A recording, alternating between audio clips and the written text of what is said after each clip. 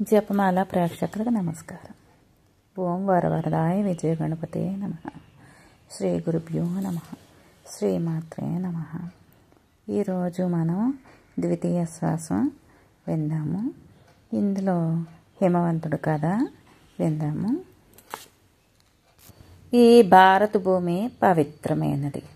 భారతదేశానికి ఉత్తరాన హిమవత్ పర్వతం అనే ఒక పెద్ద విశేషమైన మహోన్నతమైన ఒక పర్వత శ్రేణి ఉంది. అది మంచుతో కప్పబడి ఉంది. మంచు కొండగా వ్యవహరిస్తూ ఉంటారు. పరమపావనమైన గంగా యమునా నదులకి ఇది జన్మస్థానం.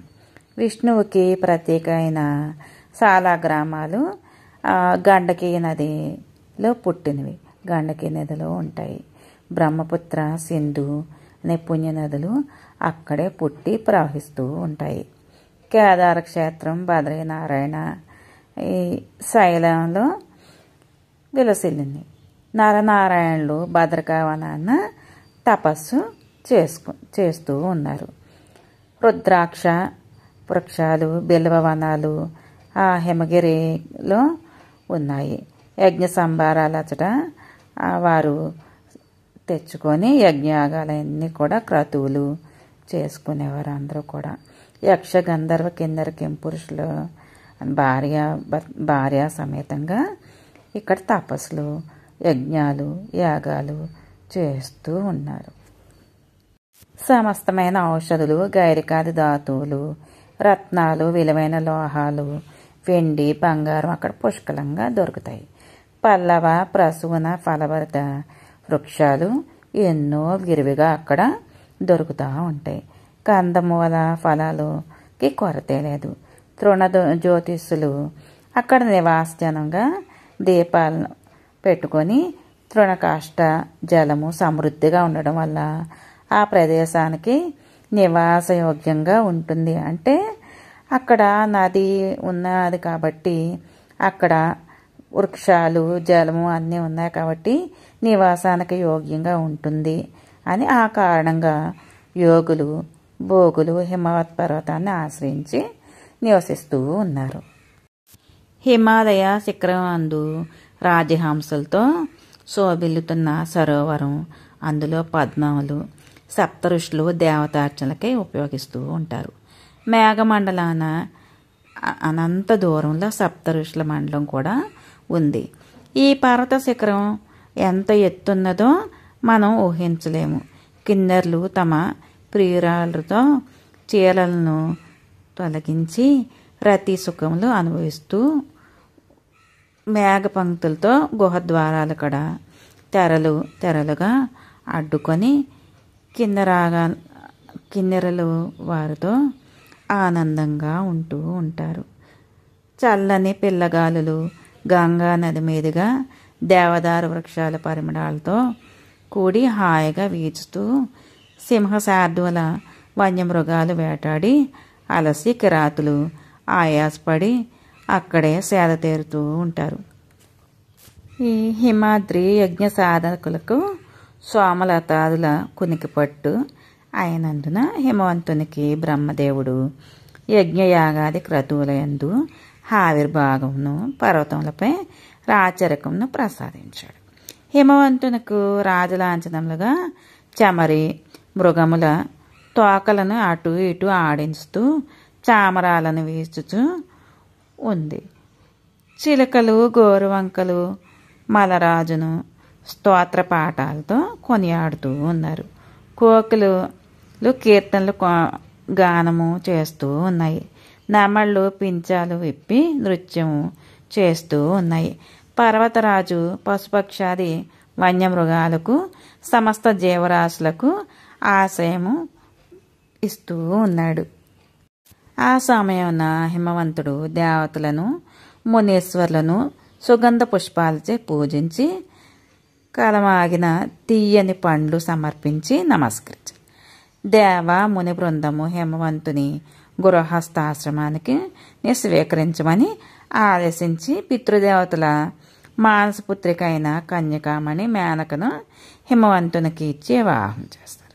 33 కోట్ల దేవతలను నూతన వధువురలు ఆశీర్వదించి 33 కోట్ల మంది దేవతలు ఆశీర్వదించి ఆ వధూవరులను ఆనందంగా వీరు సుఖంగా సంతోషంగా హాయిగా సంసార జీవితం అనుభవిస్తూ ఉన్నారు, అన్యోన్యంగా ఉన్నారు. మేనకాదేవికి శాప వృత్తాంతం, మేనకని శపించడం జరిగింది. ఆ వృత్తాంతం తెలుసుకుందాము. దక్ష ప్రజాపతికి 64 కుమార్తెలు కలరు. స్వద అనే ఆవిడ అందులో ఒకరిది. దక్షుడు తన కూతురు స్వదని పితృదేవతలకు ఇచ్చి వివాహం చేస్తాడు. స్వదకు 3 కుమార్తెలు జన్మిస్తారు. మేనక, ధన్య, కళావతి అనేవారు. తల్లిదండ్రులు నామకరణం చేసి ఆ పిల్లలు ఆనందంగా సంతోషంగా 3 కూడా ఎంతో సౌందర్యంతో, సాటిలేని సౌందర్యంతో అలరారుతూ ఉన్నారు. వీరి సందర్శనం సకల శుభదాయకమని, స్మరణ దుఃఖనాశనం అని, ప్రార్థన సమస్త కామితార్థ ప్రదాయకమని చెప్తూ ఉంటారు.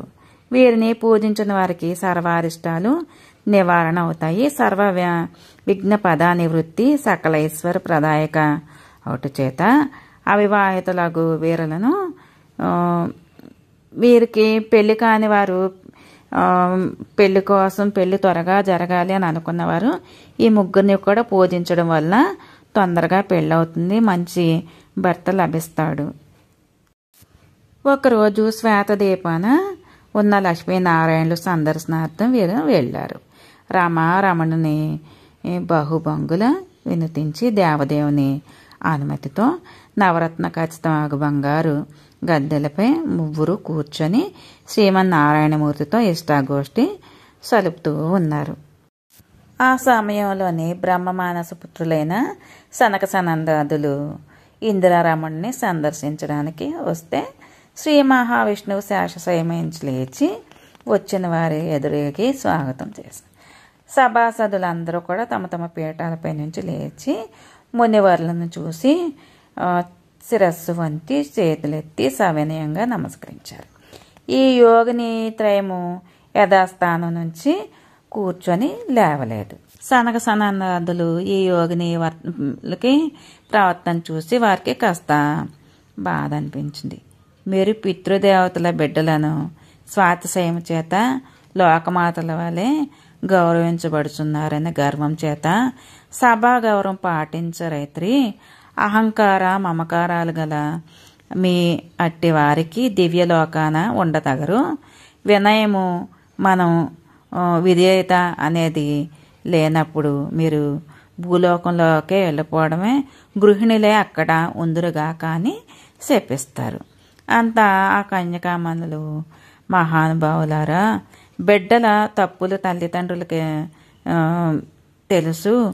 అది పిచ్చుకపై బ్రహ్మాస్త్రం.